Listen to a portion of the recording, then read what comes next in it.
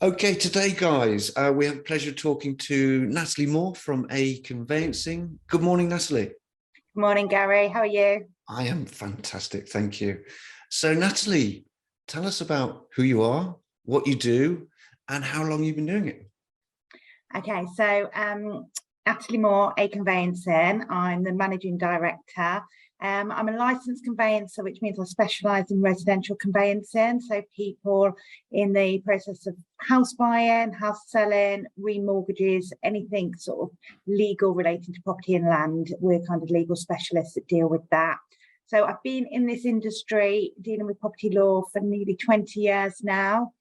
5 years ago, I made the decision to set up A Conveyancing. So I founded A Conveyancing. We celebrated 5 years in May, and we've gone from strength to strength. We've grown as a company, and where we are today, we've got 4 offices sort of across the Midlands, Staffordshire, Bromsgrove and Leicester, just promoting those services really. And that's all we do. Residential conveyancing, that's our niche, that's our specialism. So we stick to what we know and we do it well. Stick to the knitting, Natalie. I love that. And congratulations, by the way, on 5 years in May. That's absolutely fantastic. Thank you. So what was the biggest impact for the business during the COVID? I think like every business, it was, the unknown and what changes were coming or had to be made. Obviously, it's the first time ever that I've worked in the industry where the housing market was closed and people couldn't move. So, it was a tough time for everybody for many reasons. We've grown, we've probably doubled as a business since the pandemic because there's been such a boom in the housing market.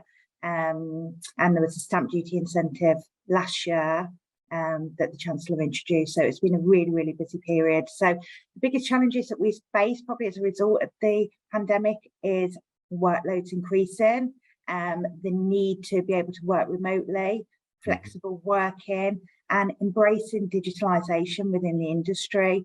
I don't know how much you know about the legal industry, but can be known to be very dated and long processes. So it's embracing things like facial recognition ID checks as opposed to meet and greet, and the risk of fraud.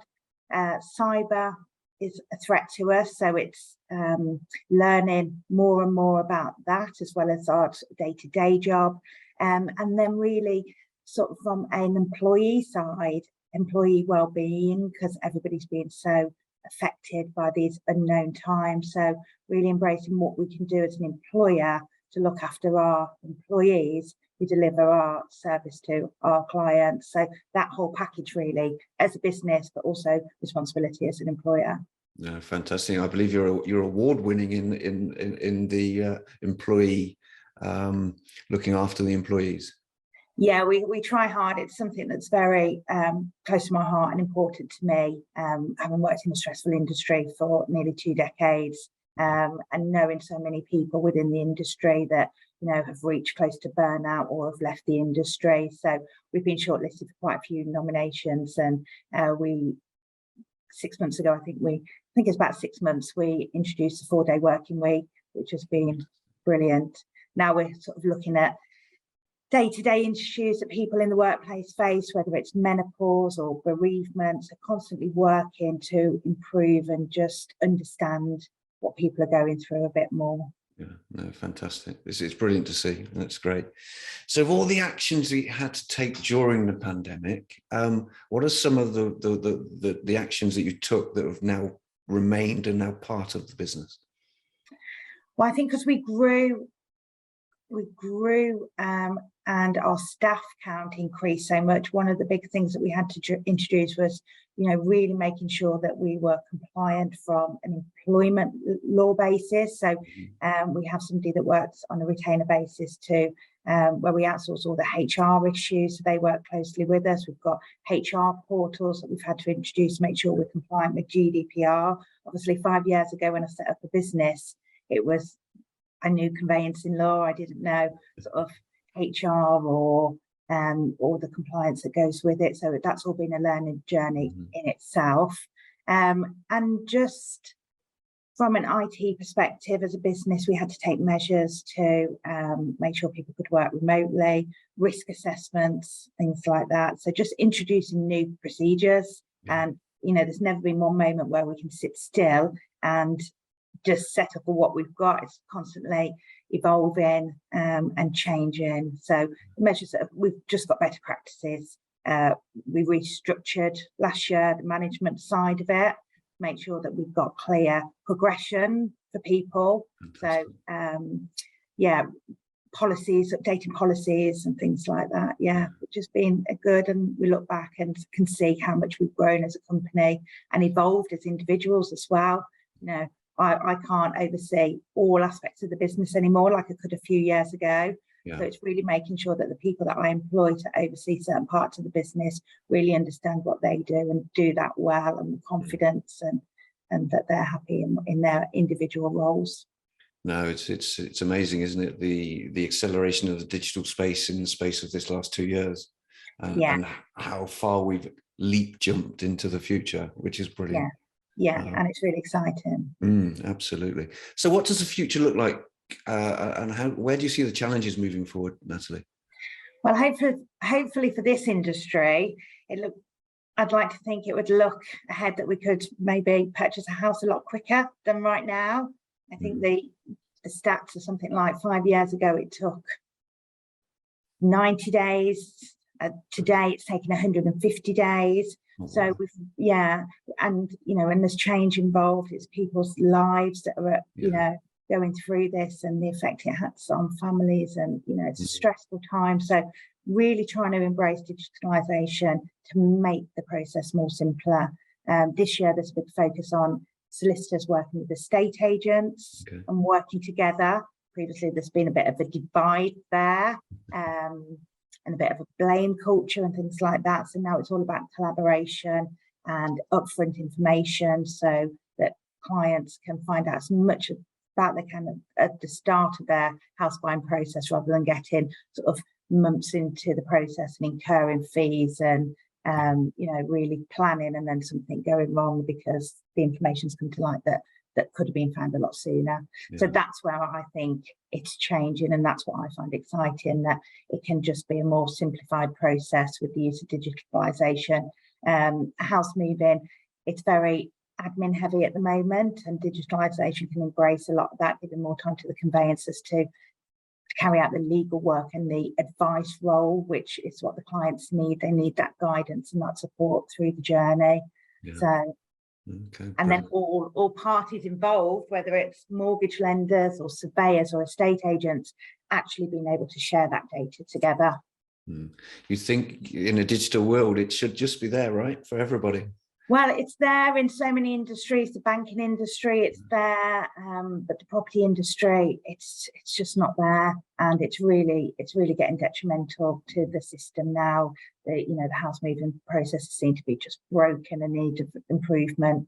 But there's a lot of sort of changes and people wanting to get involved to improve it. So 20 years in this industry, I can see light, and I'm excited. And I'm doing my bit in my role within my industry and within my practice to really embrace some of those changes. Fantastic. By the sounds of it, in the next 4 or 5 years, the opportunity actually could be huge. Yeah, I think so. Fantastic. So what's been your biggest learning since, over this last 5 years of being a business owner? I think just learning what's possible, and the whole saying hard work pays off. I've worked relentlessly over these 5 years, and now starting to see some changes within the industry, and for conveyancers, improving that work-life balance. That's my real passion, in getting that balance right, so that if employers are happy, they can give a better service and clients are happy. So the real learning curve is just embracing what's available out there and never stop looking to learn.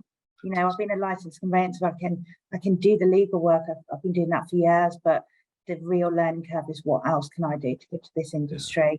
And whether that's introducing 4-day weeks to conveyancers, or doing podcasts to talk about real issues that affect people in this job, or what clients deserve and should have, sort of getting involved in that sort of networking and that forum speaking and things like that. So that's been a real learning curve, because, you know, a couple of years ago, I'd never done a podcast. I wasn't comfortable in doing podcasts. I'm not comfortable yet in doing public speaking. They're things that I'm working on myself in my own journey. So yeah, the real learning is just, it's just been incredible, the whole journey for the business and for individuals, and watching individuals grow and learn as well, and giving them opportunities. And yeah, fantastic. And as a coach, it's music to my ears when I hear people looking to learn and looking to improve, and but it's just fantastic. Well, I think everybody ultimately wants to be the best version of themselves, don't they? And I think we're very hard on ourselves, especially in society today. And, you know, we've all got these demons telling us that we're not good enough or what we can do better. So by learning or coaching, it's really embracing, you know, the whole be kind to yourself movement. Absolutely. So here we go. So what would be the best advice you'd give to an 18-year-old you? An 18-year-old me is to look for something. If you look to do what you enjoy doing, find a job that you're going to enjoy and you want to learn and you want to progress in. And I think it's really hard for 18-year-olds. I know when I was 18, I didn't know what I wanted to do. There were expectations of, oh, you should do this job, it's well paid, or, you know, I went to law school, I was a law student. Did I enjoy it that much? Was it really for me? I can't honestly say it was. So therefore, my advice would be, you know, find the route that's best for you. It doesn't need to be academic.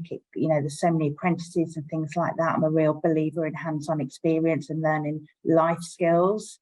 If you want to be a doctor and you want to go down the academic route, just follow your dreams and find people that can support you in that.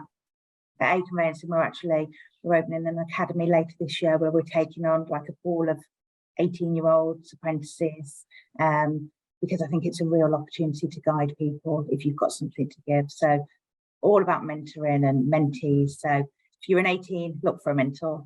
Fantastic. And even if you're not 18, if you're 40, look for a mentor. I've had some great mentors that have worked with me over the last few years that I'll be forever grateful for, and have really helped guide me on this journey. So I just look to give back where I can now. Yeah, there you go, guys. There's some amazing advice in there. So what's most inspiring to you today? You know, it could be family, it could be friends, it could be a famous figure or somebody in the community. Natalie, what would it be? Oh, that is a question that I hadn't prepared for. What inspires me is change and empowering people. I find strong women leaders really inspirational, because there's a whole movement there where people are seeing what they're capable of. So that is probably what inspires me, and that's probably my thing at the moment, that, you know, I want to create opportunities. I want to show people what they're capable of, and that I feel that I'm already doing that in a certain way. So the more I can do that, and the more I can encourage other people to do that, that's what inspires me. And I've got two amazing children that are 16 and 13 this year. So obviously it's just showing them what my hard work or what my career has all been about, to provide for them, and to make a difference. So, you know, when mom has been at work over these years and not always been available, trust me, I've suffered the mum guilt that I think most women in the workplace do. They're growing older now. They're seeing what I've done and who I've done it for, and ultimately, you know, we go to work to provide for our families. So it's getting that balance right. So yeah, my goal is to reach that work-life balance and encourage it for others. Fantastic, fantastic. So last question, Natalie. So do you have any offers, latest news, good stories that you'd like us to include and tell the audience?